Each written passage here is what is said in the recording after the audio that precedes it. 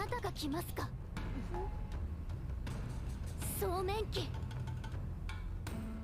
What's going on, guys? It's Tiki again with Peachboy Riverside episode 7. But before we get into that, let's smash that like button if you're just as confused by this anime as I am. And let's also hit that sub button for me. Thank you, my G's. Alright, let's get into it. So I thought it was funny that I saw Crunchyroll's title for their video on this episode being almost splattered. And I thought to myself, that's pretty sad that the only point in this episode that was sort of the peak was Semenki being called away before almost impacting Sally in their fight at the beginning, which actually wasn't even a fight.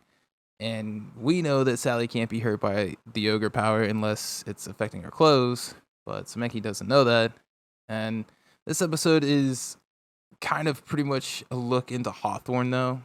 So in a way, it's showing his reactions to Rimdale being destroyed and then being reunited with a fellow knight from Rimdale.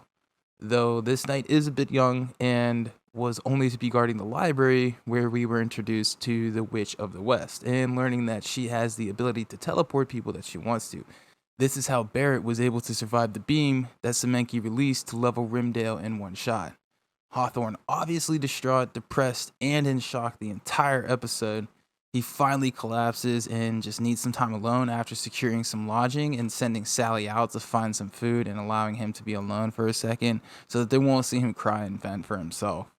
I'm thinking since he leaves the room in a gloomy sort of way, he's going to do this because, again, like I said, he doesn't want them seeing it. Sally ends up going out on the food run and she ends up running into Mikoto, and they have a little heart-to-heart explaining their journeys. She asks him to join his party instead of the other way around, and he ends up running away. I think it's because his goal is to kill the ogres, and learning that Sally knows that they're not all like the ones that he is destroying. I think this is making it a bit scary for him to think of them being a friend, and it's also scary for him to think that part of him would abandon his journey and his goal to help Sally accomplish hers. I think that the hype of this episode would be learning that Sumeragi ended up asking Miki to be a spy and sent her eye to, send info to him about Sally and her party, basically saying, if you do this for me, I can make you an ogre again.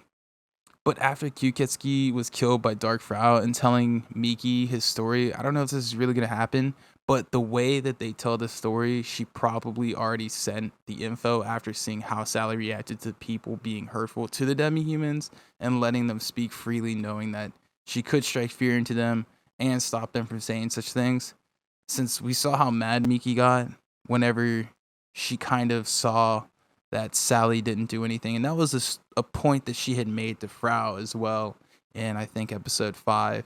And that was like a big question for her. That was right before she went and saw Kyuketsuki and then heard his story. So, last thing though, I forgot about this, is Mikoto's parents or guardian were killed by an ogre who I'm guessing invaded his village. On the last vid that I did, I speculated that they could have killed the man called Mikoto before the Mikoto that we know now took up his name. And I said that it could have been his father or it could have been a guardian. Other than that, I think it's kind of starting to fall into place a little bit, but I'd rather them start telling it straight without all the time jumping. But we got episode 8 to look forward to now, so let me know what you guys think of this episode, and did you like it? Did you follow it more this time, or are you where I'm at? Okay. Other than that, go ahead and smash that like button, hit that sub button for me, and I hope to see you guys in the next one. Later.